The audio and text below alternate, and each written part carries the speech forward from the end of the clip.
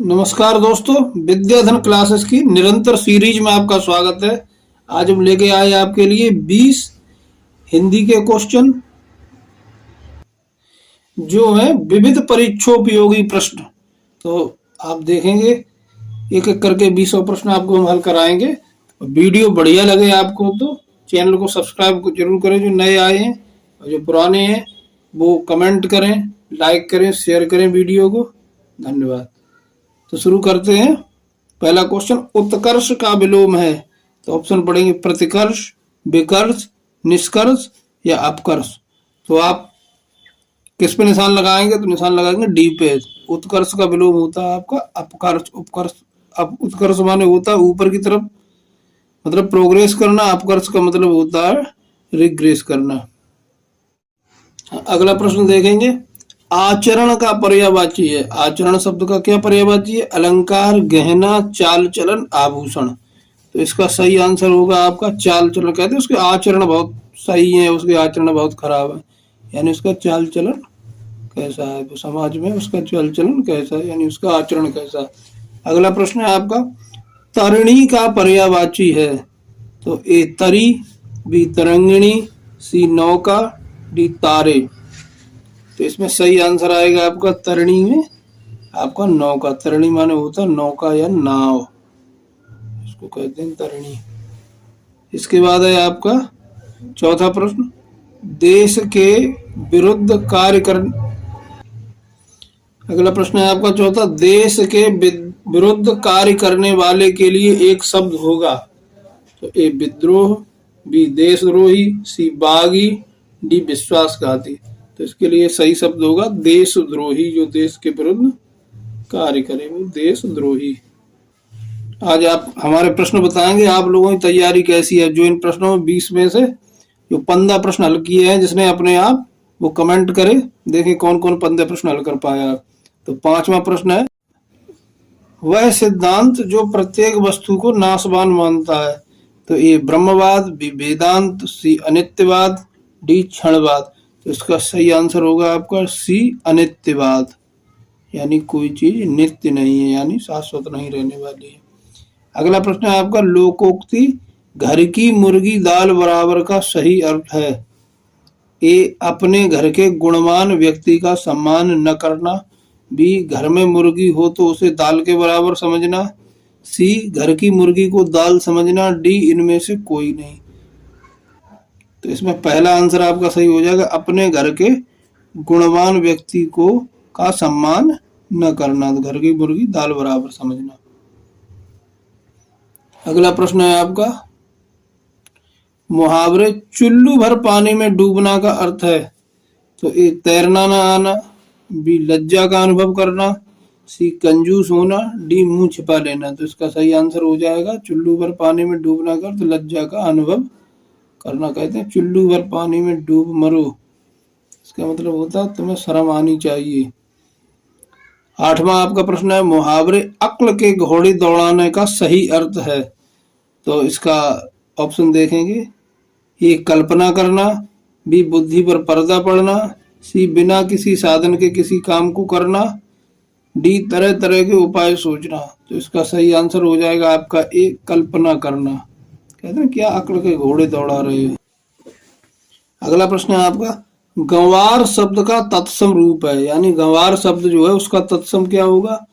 तो ए ग्रामीण, B grammar, सी ग्वाल, डी ग्राम्य। तो इसका भी आंसर आपका सही आएगा ए। क्वेश्चन मजा आ रहा है, क्वेश्चन बढ़िया लग रहे हैं तो वीडियो जरूर लाइक करें। 10वां, चतुरानन शब्द में समास है। ए द्वंद्व समास, बी अव्ययी भाव समास, सी तत्पुरुष समास, डी बहुब्रीहि समास। कौन बताएगा इसका आंसर? वो जल्दी से कमेंट करे।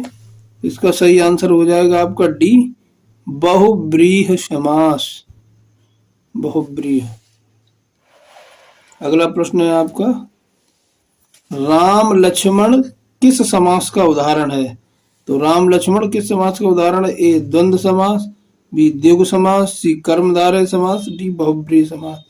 राम और लक्ष्मण के बीच में ये संयोजक चिन्ह डैश लगा हुआ है, इसमें कौन सा तो इसमें हो जाएगा आपका द्वंद्व समास। द्वंद्व समास में क्या होता है, दो शब्द आपस में जुड़े होते हैं और बीच में अगर तोड़ेंगे, जैसे राम और लक्ष्मण, माता पिता, माता और पिता, तो ऐसे राम और लक्ष्मण जिसके बीच में और शब्द आए तो वहां पर द्वंद्व समास होता है।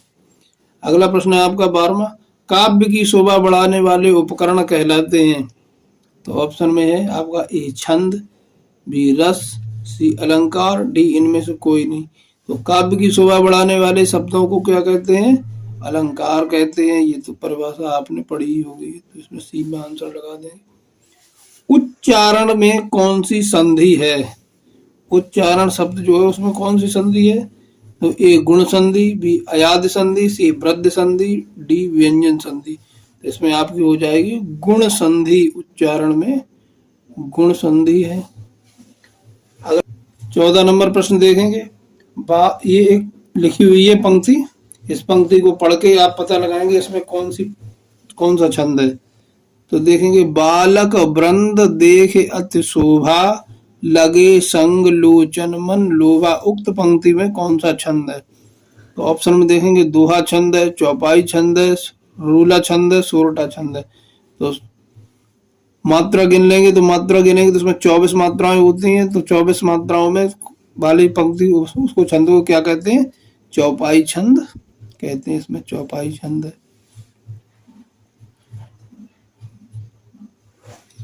अगला प्रश्न है आपका 15वां, निम्न में से कौन सी कृति मुंशी प्रेमचंद की नहीं है। तो इसमें ऑप्शन पढ़ेंगे ए गबन, बी गोदान, सी रंगभूमि, डी जय पराजय। तो गबन, गोदान और रंगभूमि मुंशी प्रेमचंद की कृति है, लेकिन जय पराजय मुंशी प्रेमचंद की कृति नहीं है। इस पे आंसर पे सही का निशान लगा देंगे। अगला प्रश्न है आपका, हिंदी साहित्य का इतिहास कितने कालों में बांटा गया है। ए एक काल में, बी दो काल में, सी तीन काल में, डी चार काल में। तो आपको पता है हिंदी साहित्य का इतिहास 4 कालों में बांटा गया है। कौन कौन से, आदिकाल, भक्ति काल, रीति काल और आधुनिक काल। तो इसमें इसमें डी में आंसर लगाएंगे 4 काल में। 16वें नंबर प्रश्न का आंसर आ जाएगा आपका डी। 17वां प्रश्न देखते हैं। तो इसमें भी पंक्तियां दी गई हैं जिसमें आपको बताना इसके कवि कौन है या किसने लिखी हैं। तो ऊधो मन नाही 10-20, एक होतो सो गयो श्याम संग, को आराधे ईस। किसकी पंक्तियां हैं। तो इसमें ऑप्शन में देखें इनके कौन कौन है। ए मीराबाई, बी सूरदास, सी रहीमदास, डी बिहारी दास। तो इसमें जो है आपके ऑप्शन आएगा आपका बी सही। ये पंक्तियां जो है सूरदास की लिखी हुई हैं। ऊधो मन नाही 10-20, एक होतो सो गयो श्याम संग, को आराधे ईस। अगला प्रश्न देखें, इसमें भी पंक्तियां हैं, इसमें भी रचयिता बताने हैं इसके। तो मुझे तोड़ लेना बनमाली, उस पथ पर तुम देना फेंक, और मात्र भूमि पर शीश चढ़ाने जिस पथ जाएं वीर अनेक। ये पंक्तियां किसकी है। तो इसमें ऑप्शन देंगे, ए पंडित रामनरेश त्रिपाठी, बी सूर्यकांत त्रिपाठी निराला, सी मैथिली शरण गुप्त, डी आपके माखन लाल चतुर्वेदी। तो इसमें सही आंसर आपका आ जाएगा डी, माखन लाल चतुर्वेदी की ये पंक्तियां हैं। 19 नंबर प्रश्न है आपका, निम्न में से शुद्ध वाक्य चयन कीजिए। तो इसमें देखेंगे, राम ने अध्यापक से बताया, बी अधिक आलस्यता हानिप्रद है, सी सुशील ने बैंक नहीं जाना, डी अध्यापक से प्रश्न कीजिए। तो पहला आप पढ़ेंगे तो आपको लगेगा कि ये अशुद्ध वाक्य, राम ने अध्यापक से बताया था, राम ने अध्यापक को बताया होगा, तो ये भी गलत है आपका। बी अधिक आलस्यता हानिप्रद है, तो इसमें आलस्यता कोई शब्द नहीं होता, अधिक आलस हानिप्रद है, ये हानिकारक है, तो ये भी गलत हो गया आपका। सुशील ने बैंक नहीं जाना, तो सुशील को होगा बैंक नहीं जाना, सही तब होगा, तो ये भी गलत हो गया आपका। अब आया आपका डी, अध्यापक से प्रश्न कीजिए, तो ये आपका सही है, इस पे सही पे निशान लगा दें। अगला प्रश्न है आपका, निम्न में से शुद्ध वाक्य चयन कीजिए। तो इसमें देखिए, सुनीता ने यह कहानी अवश्य सुनी होगी, मोहन और करीम जा रहे हैं, मुझे एक आवश्यकीय कार्य है, डी भक्ति युग का काल स्वर्ण युग माना गया है। इसमें देखेंगे पहला ऑप्शन, सुनीता ने यह कहानी अवश्य सुनी होगी, तो इसमें गलती क्या है, ये ऐसे लिखा जाएगा, यह कहानी सुनीता ने अवश्य सुनी होगी, तो ये भी गलत हो गया। मोहन और करीम जा रहे हैं, मुझे एक आवश्यकीय कार्य है, तो इसमें आवश्यकीय शब्द गलत है, आवश्यक कार्य से काम चल जाता, तो ये गलत हो गया। डी आपका भक्ति युग का काल स्वर्ण युग माना गया, तो इसमें गलत क्या है, भक्ति काल का युग स्वर्ण युग माना गया, तो ये भी गलत। अब सही कौन सा बचा आपका, बी, मोहन और करीम जा रहे हैं। अब आपको ये वीडियो बढ़िया लगी हो, क्वेश्चन बहुत ही आपको लगे हो कि लाभप्रद है, परीक्षा में आने वाले हैं, तो जरूर आप वीडियो को लाइक करें, शेयर करें, चैनल को सब्सक्राइब करें, जिससे आपको आने वाली वीडियो तत्काल मिलती रहे। धन्यवाद।